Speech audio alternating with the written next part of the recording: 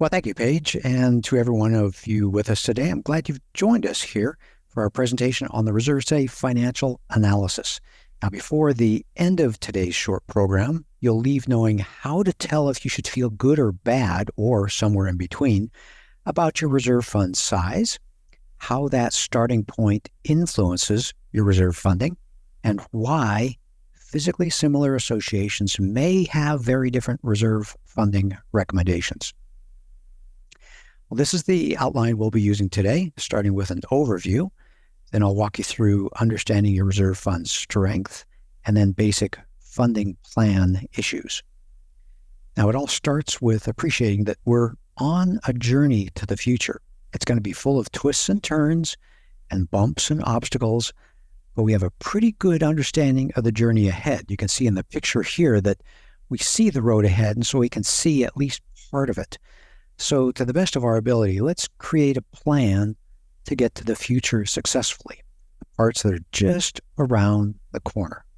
Every association has a set of expenses in its future, predictable expenses. The roof will fail, the paint will dry and chip and peel, the asphalt will crack and get potholes, elevators will break down more frequently. We know these things, and we can predict pretty closely how much they'll cost and when they'll start to occur. We cover identifying all these expenses, the components appearing in your reserve study, in our ReserveSafe 101 webinar. That's available on our website and on YouTube if you want to catch up and watch that program. And again, these are the questions we're going to answer for you in today's program. 3 things. So settle in, adjust your volume, and follow along. We're going to talk about where we are now. Are our reserves weak, fair, or strong? How does the starting point affect what we need to do? And how can there be so many funding options going forward? And it's an important discussion to have about getting to the future, but I want to talk about deterioration. And this was important even before the tragic collapse of Champlain Towers South back in 2021. For gradually over 40 years, the association fell significantly behind on its repair and replacement projects. Now, for every association, you need to understand that deterioration is ongoing and inevitable. It never takes a day off.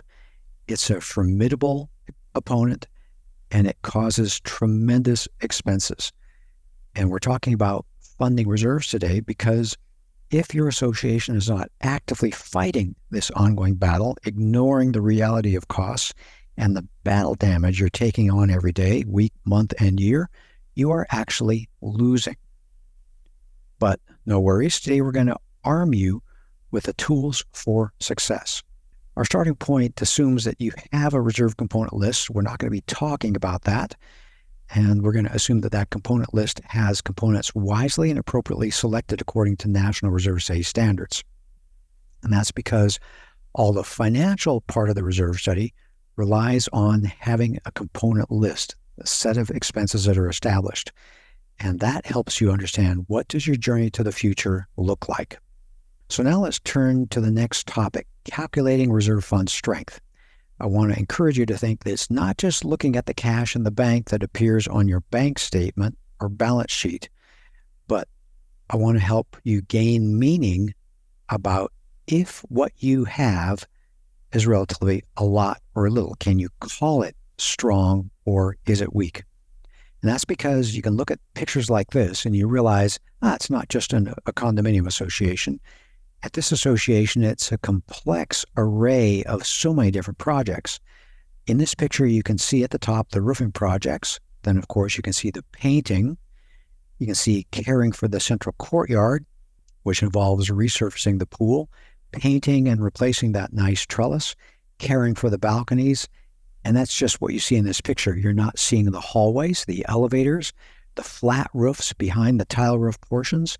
If you're a board member, a manager, or a homeowner at this association, you know that these projects are ahead. This is, I think when I took this picture, it was about 2 years old. So there's a lot in the future that they're going to need to prepare for.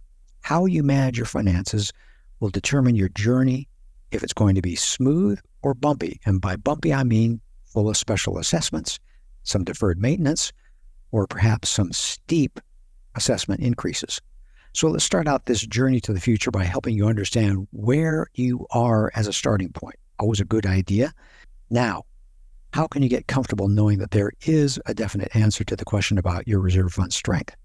That's an important thing for you to understand as association leaders, whether you're a manager or a board member, because it's important for you to be able to communicate this to your homeowners.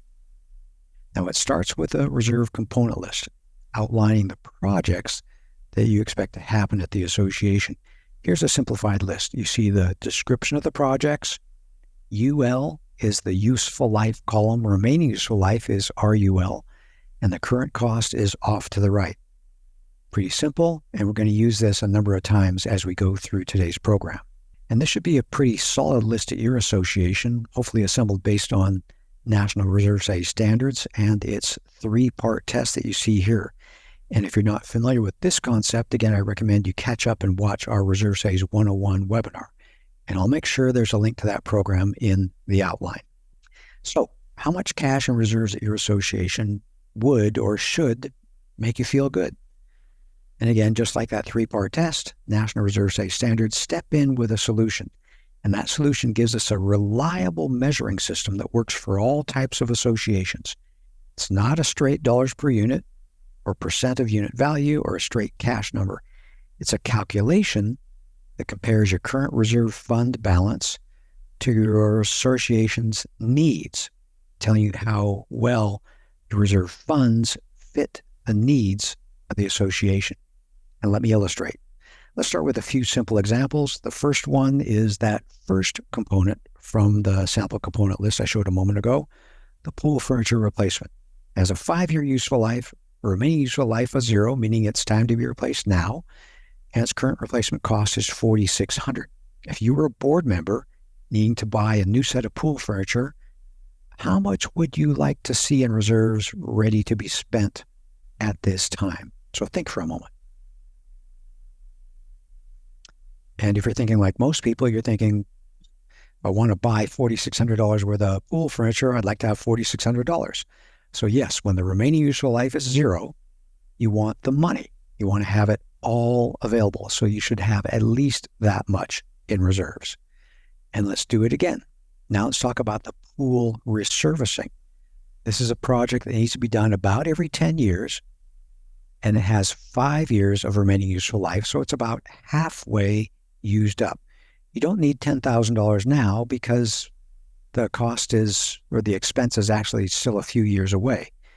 But you have a current cost estimate of $10,000, so it's halfway used up. What do you think would be a good reserve balance for this component? Okay, again, you probably guessed correctly. With a life halfway used up, you ideally should have half the funds set aside. $5,000 is a good amount for the association to have set aside for the pool resurfacing now that it's halfway used up. So I'm going to do this in a little different way now. Rather than showing you numbers, I'm going to do it graphically. And eliminating interest and inflation for simplicity, let me walk you through what we've been talking about, that pool resurface project. New association here, how much should you have in reserves? Well, 5 years, it'd be logical to have $5,000 set aside. Then as you step forward through the years, it'd be nice to gradually have more and more and more until in that 10th year, you have the $10,000. And that's just the right amount to have set aside for the pool resurfacing, right? So that's the idea of what we're trying to accomplish here. Now, after you do the pool resurfacing, in the next year, you don't want or need $10,000. In the next year, you just need 1 year's worth of deterioration set aside because you've got another 10 years till the project happens again. So in the last few charts, I showed that the reserve needs at your association go up and down over the years depending on the timing of your reserve projects. Your needs are not the total cost of your reserve components.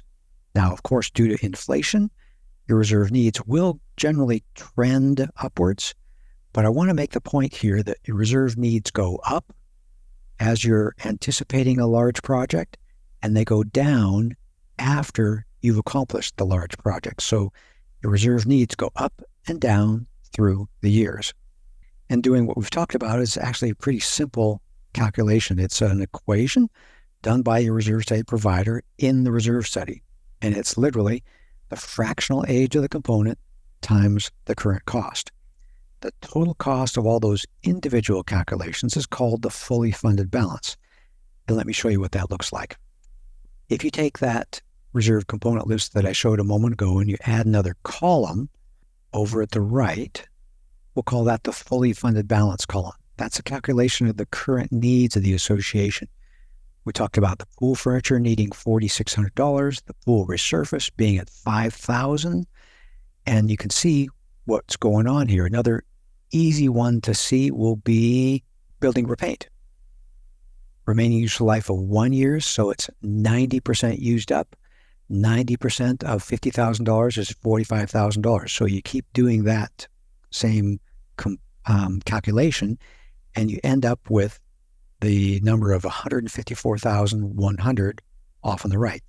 That's the amount of money that would be nice to have at your association. It's a good target point. We call that the fully funded balance. Okay, now let's talk about what that looks like for gaining some meaning out of that. And let's think about the seesaw. You have the association on one side and cash on the other side. And let's try to learn from that comparison. Okay, when you compare the reserve balance to the fully funded balance, your actual reserve cash to your fully funded balance, all of a sudden you get a very interesting number, and that's called the percent funded. And that's a calculation, again, done in your reserve study, and that's going to reveal some very interesting things. Now, let's do it for a few sample associations. Same association here, $154,100 fully funded balance. If you have $308,000 on hand, you're going to be 200% funded.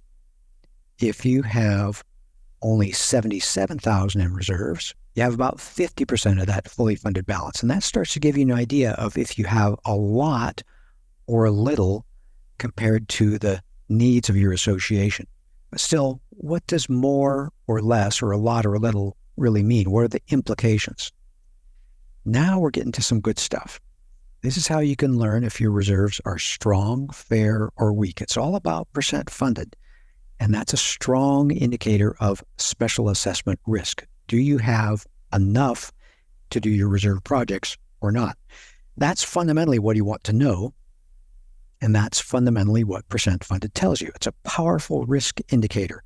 Just like with your own health, you care about things like your weight, your cholesterol, your blood pressure. Over at the left-hand side of the chart, when your percent funded is low, in the 0 to 10, 10 to 20, 20 to 30, in the 0 to 30% range, you have about a 40 or 50% chance of a special assessment in any given year if you want to try to accomplish your projects, meaning you have a high risk of special assessment. And on the other hand, if you're at 70% funded or above, special assessments are rare. That means associations above 70% funded regularly have enough reserves to do their projects on time. Those boards feel comfortable that their reserves are strong. So, where does your association fit? And again, percent funded should be a number calculated and reported in your reserve study. Now, like a grade in school, it's nice to be near 100%, but unlike school, a score of 75% is still pretty good. Remember, 70 and above is strong. So do your homework, find out where your percent funded puts you in the 0 to 30% weak range, in the 30 to 70% fair range, or in the above 70% strong range. It's not about your cash balance. It's about fit, the amount of cash your association has compared to its needs.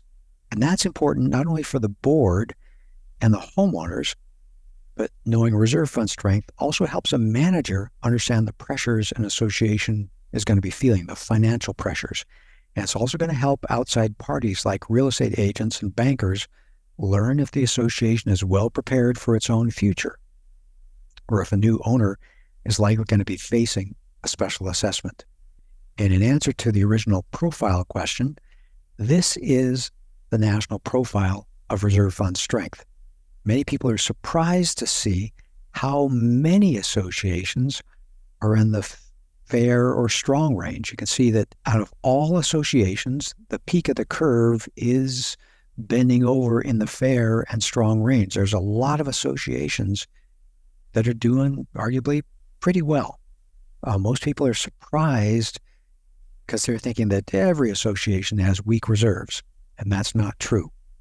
The truth is that about 30% of associations, a little under 10%, a little over 10%, a little more over 10%, about 30% of associations have weak reserves, about 40% have fair reserves, and another 30% have strong reserves where special assessments are rare. The point I'll make in this next section of the webinar is now that you know where your association stands, you can create a multi-year plan to improve your association's future. So now that we've learned about how to measure your reserve fund strength, let's turn to a new topic, and that's funding reserves. Now, starting with the big picture, remember that deterioration is happening and it's expensive. You can't change those two things. There's nothing you can do to stop or avoid deterioration, but at least it's predictable. And that makes it just like any other bill at your association that you need to prepare to pay. And paying this bill generally takes 4 forms at associations across the country: budgeted reserve transfers, catch-up special assessments, loans, or the net loss to your pocketbook from declining property values. And what I'll focus on for the next few minutes is the least expensive way, and that's also the fairest way to offset reserve deterioration, and that's budgeted transfers. And notice that I'm not calling them contributions. They are not voluntary. They are not optional. This is not charity. Reserve deterioration is as real a cost as any other cost your association faces. It's real, it's predictable, so let's call them reserve transfers, reserve requirements, reserve funding needs, things like that, that with our words talk about the reality that it's a bill just like any other bill. So just like your reserve study provider did some calculations to find your percent funded, we're going to do some other calculations to figure out your path forward with the funding. But they're different calculations. The calculations done to measure your reserve fund balance are different than the calculations you do to prepare your association for the future. So remember that separation. I got 2 different portions to this webinar. The reserve fund strength is a current cost calculation. It is trying to establish where are we now, whereas funding plan calculations deal with costs into the future. So funding plan calculations typically do incorporate interest and inflation. And reserve fund strength reveals where your association is now. And reserve funding affects the kind of future you'll have at your association. But I want to suggest that they're related. And so I'm going to pose an important question. What's the purpose of this year's reserve funding? Is it for this year, the here and now, or is it for the future? Think for just a moment. Okay. Well, I'm going to suggest that it's important to understand the reserve funding you're doing now pays the monthly bill of ongoing deterioration. If you pay that monthly bill of deterioration on an ongoing basis, deterioration doesn't accumulate and fall onto the shoulders of some poor future owners as a special assessment, forcing them to pay for deterioration that occurred likely years before they ever owned a home in the association. The expenses, yes, they're indeed in the future, but the deterioration is an ongoing daily occurrence. Reserve funding this year offsets this year's deterioration. And if this year's funding offsets this year's deterioration, then next year's funding offsets next year's deterioration. Doing that way, the future is going to take care of itself. All right? Also, all the owners end up paying their fair share of the ongoing deterioration that happened while they owned a home at the association. No special assessments to fear. Everyone paid their own way. And this is important to communicate to your homeowners. They're not setting aside funds for other owners in the future. It's not charity for the future. This year's reserve funding pays for this year's reserve deterioration. And I use this image to try to emphasize the point that you need to see reserve funding as paying the roof deterioration bill or the asphalt deterioration bill. You're going to have a lot more success as a manager or a board member communicating with homeowners when you communicate reserve obligations this way. These are present costs that everyone is responsible to pay their fair share.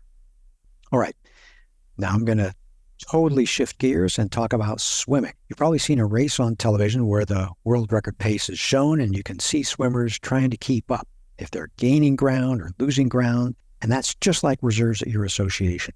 Your assets are all deteriorating at a predictable pace at your association.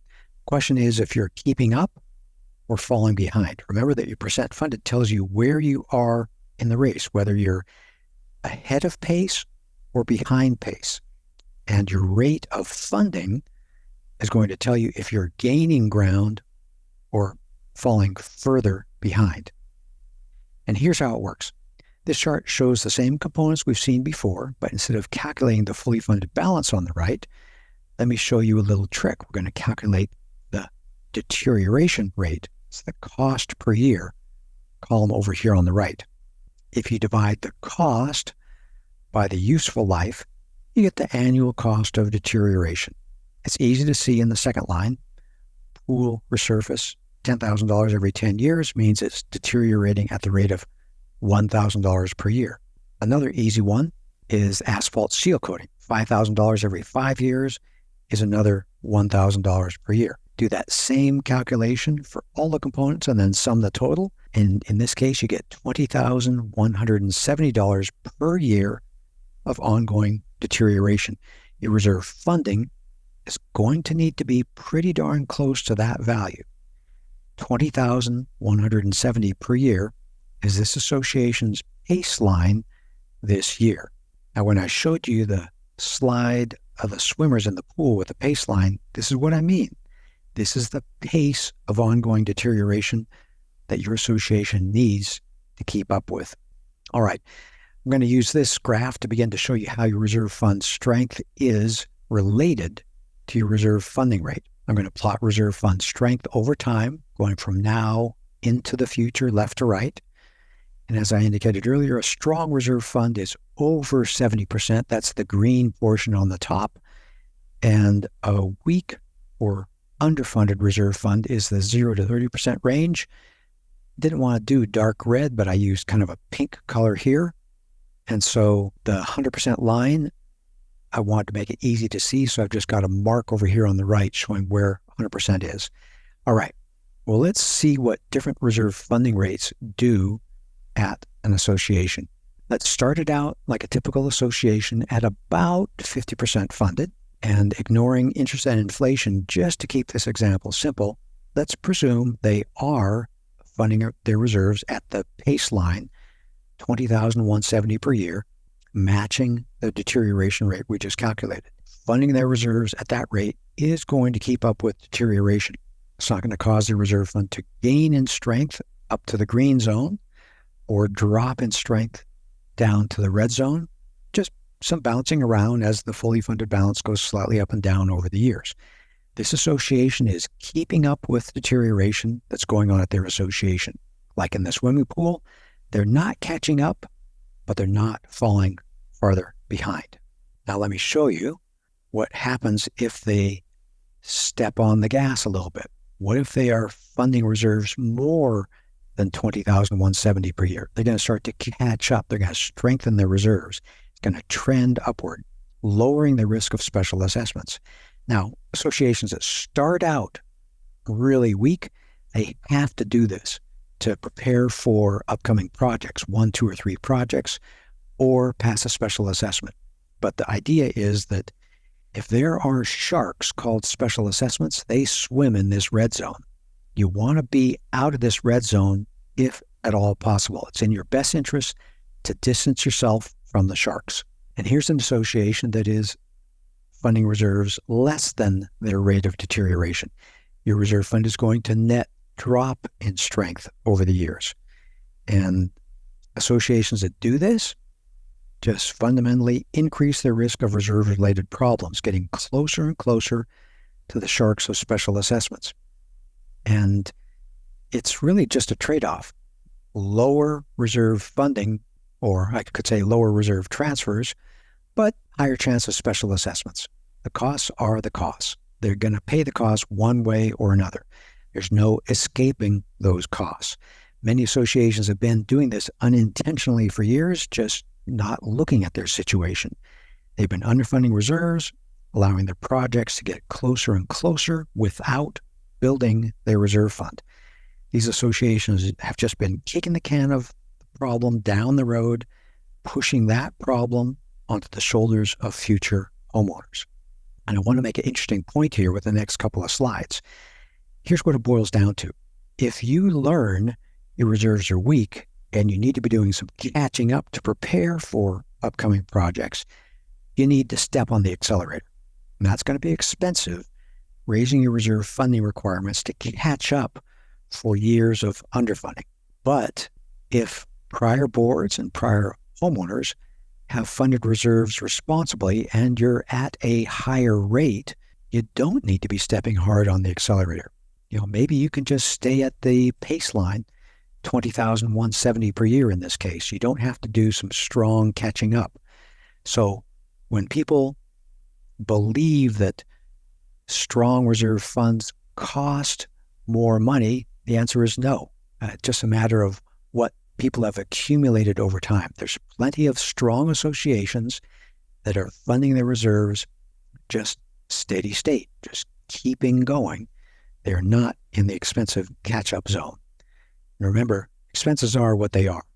So it's just a matter of funding reserves one way or another. And here's a little perspective. No matter what type of association, this is an interesting thing that we learned. No matter what type of association, we find out that reserve funding typically needs to be in the range of 25% of total budget in order to offset deterioration. Some associations need a little bit more, some a little bit less. But for the purpose of this webinar, 25% is a good number for you to remember. So if your reserve funding is significantly less than 25% of total budget, there's a good chance you're underfunding your reserves and your reserve fund strength is gradually dropping and you're getting closer and closer to being bit by the sharks of special assessments in that red zone. So look at what your reserve study says to find your current percent funded and look at your current percent of reserves being transferred compared to total budget. See what that fraction is. But sometimes you don't need to look at your reserve study to see what underfunding looks like. There's plenty of associations that look like these two, where spotty, cracked pool deck, and this is likely because they've been skipping money on setting aside enough reserves in the past, and they don't have enough cash to take care of the property. This is the most expensive way to pay for underfunding reserves when it affects sales price. And the sales price for homes in your association begin to fall behind associations in your city that are better maintained. And you've heard it before, curb appeal is real. Okay, deterioration affects home values. It's worth 2 slides. So you can see in this cartoon where a real estate agent is showing this association to some prospective buyers, they're not going to pay top dollar to become a member of this mess of an association. So you need to do what you need to do. And if that means raising assessments, do it. Your property values will rebound after just a few years and return all that reserve funding you've made and more by higher home values. Now it's time to wrap up today's program and summarize the lessons we've learned about measuring reserve fund strength and how reserve fund rate, how much you're funding, either strengthens or weakens that reserve fund strength position. But I got to tell you, there's a lot more to funding plans, like which goal fits your association best. And this has to do with how much tolerance you have for the risk of special assessments, how much margin you want or need for the uncertainties of the future. Do you want to be at 100% funded? Do you want to be in that fair range? Do you want to be touching into the red range? And the difference in your reserve funding between these 3 goals, whether just barely cash positive or somewhere in the middle or pursuing the 100% funded, that can influence your reserve funding transfers by about 15%. Not really a whole lot. But notice today, we also didn't address different funding calculation methods. Component and cash flow, which are also known as straight line and pooled. Those choices can influence your reserve funding needs by factors of 2 or 3. So your choice here is much more significant than just the different funding goals. We're going to have a very strong recommendation, and you'll hear about that in our Reserve Studies 103 program. And we tie that in with the answer to the question, how can that be with exactly the same expenses? So put that on your calendar. July 10, we'll be presenting the program Reserve Studies 103, the funding plan, answering all those questions. I'll take another 35, 45 minutes and answer those questions. In between, we're going to have a webinar on June 25th called Future Proofing Your Reserve Fund, setting it up so that it is going to take good care of your association over time, over decades. So you'll be able to do the incremental improvements that will help your older association keep up with the new developments in your city or town. Okay, August 7th, we'll also be preparing the webinar for you called Preparing for Financial Resilience. That's strategies for dealing with interest and inflation, always changing economic landscape. And that's probably especially important this year with a presidential election year and the changes that might make in our interest and inflation rates. And you'll be able to sign up at our website. That's reservestudy.com. At the bottom of any page, scroll down to the bottom of any page, and you'll be able to sign up for our email list. And at the homepage, top right, you'll be able to click on a link to get a free reserve study proposal for your association to get association reserves on your team, helping you get to an improved future. And also on our website will be a deep library of additional written and video resources, or you can go directly to YouTube for even more videos on reserves on our YouTube channel. And speaking of additional resources, if you're a board member, we highly recommend our weekly 30-minute podcast called Common Sense for Common Areas. Again, 30 minutes once a week with guest experts and regularly featured board member heroes, equipping and encouraging you in the hard work you do leading your association forward. Just sign up on your favorite podcast platform or go to the podcast website at hoainsights.org. And we also have another resource, a book available to help you with your reserve planning decisions called Understanding Reserves. And it's designed to be an easy desktop reference summarizing components, funding, and with helpful hints on communicating with the homeowners. You can download Chapter 1 for free on our website to get an idea if you'd like to order the book and to get a sneak preview. Well, I hope we've left you today feeling better prepared to make wise decisions for your association, planning for the very predictable expenses that are coming your way. With our years of experience here at Association Reserves, we've been down this trail many times. And whether through free webinars, our podcast, or our professional reserve day services, we guide thousands of associations each year, just like yours, safely and successfully down the path to an improved future. And so at this time, I'll turn the microphone over to Paige, who will coordinate our Q&A time.